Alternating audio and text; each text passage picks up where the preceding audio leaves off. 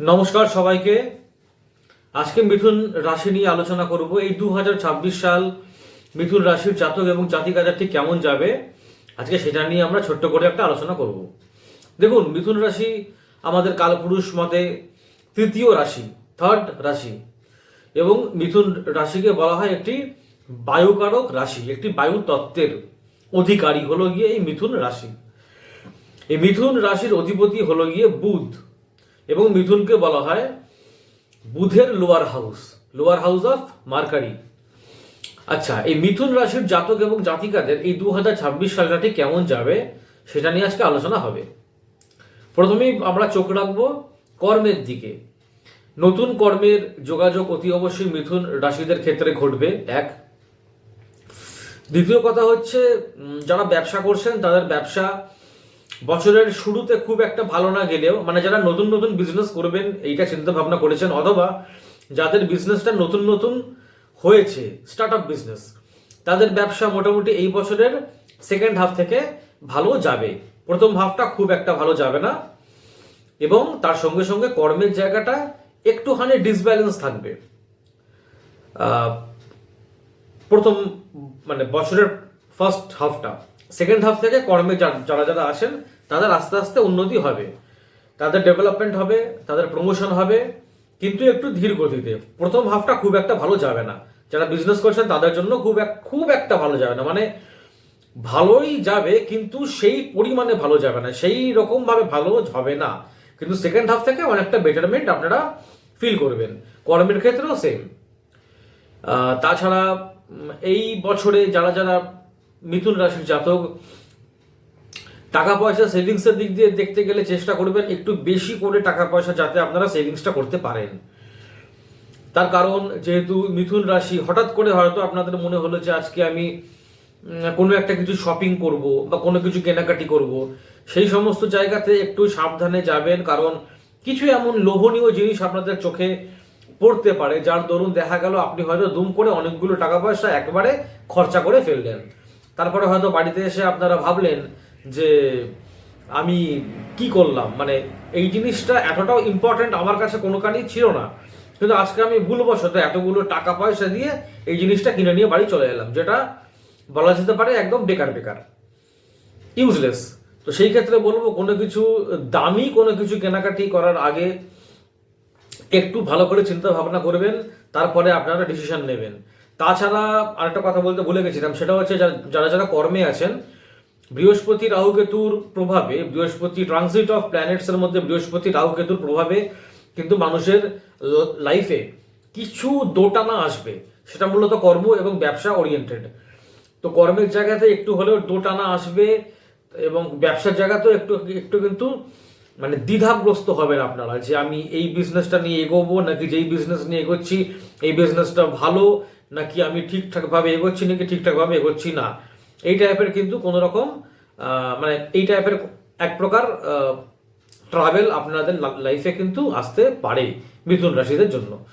তাছাড়া যারা যারা প্রেমের মধ্যে আছেন, নতুন প্রেম ডেফিনেটলি হবে। তাছাড়া যারা পুরনো প্রেমে আছেন তাদের পুরনো প্রেম কিন্তু আরো শক্তপোক্তভাবে তাদের মধ্যে একটা গাঁট বাঁধবে, যারা পুরনো প্রেমে আছে। আর যারা ঠিক করেছেন যে বিবাহিত জীবনে প্রবেশ করবেন তাদেরকে অতি অবশ্যই বলবো যে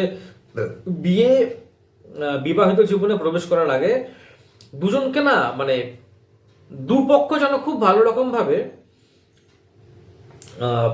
ভালো করে আন্ডারস্ট্যান্ডিং, ভালো করে কথা যেন বলে নেয়। মানে দেখুন, প্রথমেই কিন্তু ঝগড়া করে নেওয়াটা বুদ্ধিমানের কাজ।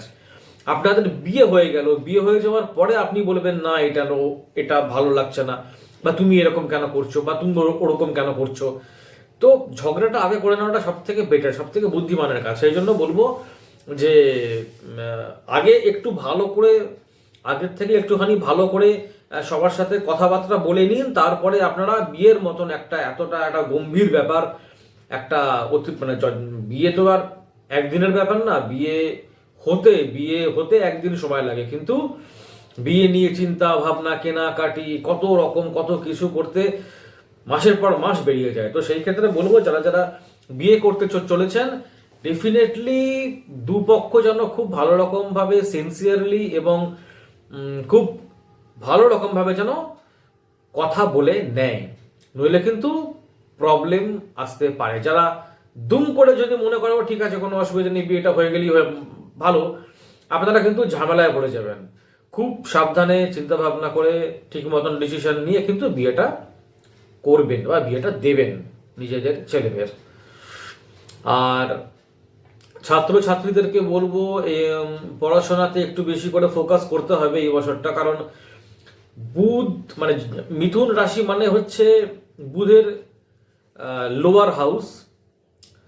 তো যারা যারা মিথুন রাশি তারা কিন্তু পড়াশোনায় একটু অমনোযোগী হবে এই বছরটা। তো সেই জন্য বলবো একটু বেশি করে ফোকাস দিয়ে পড়াশোনাটা তোমরা করবে, নইলে কিন্তু একটু সমস্যার সম্মুখীন হতে হবে। কারণ মাইন্ড কিন্তু মানে হয়তো দেখা যাচ্ছে যে আপনাদের ছেলে মেয়ে বই খুলে বসে আছে, আপনাদের মনে হতেই পারে যে আমার ছেলে বা আমার মেয়ে পড়াশোনা করছে, কিন্তু অ্যাকচুয়ালি সে কিন্তু পড়াশোনা করছে না, সে বইটা খুলে বসে আছে। তার মন কিন্তু পড়ে আছে খেলার মাঠে, তার মন কিন্তু পড়ে আছে অন্য কোনো জায়গাতে। তো অতএব এই ব্যাপারটা একটুখানি টেক কেয়ার করবেন আপনাদের নিজেদের ছেলে মেয়েদের জন্য, কারণ এই ব্যাপারটা কিন্তু ঘটবে। যেহেতু মিথুন রাশি বায়ু কারক একটি রাশি, বই খুলে বসে আছে বা হয়তো লেখালেখি করছে, কিন্তু মন পড়ে আছে কিন্তু অন্য দিকে অন্য জায়গায়। অতএব পড়াশোনায় কিন্তু এই বছরটা একটু বেশি ফোকাস করতে হবে মিথুন রাশির জাতক জাতিকারা যারা ছাত্রছাত্রী।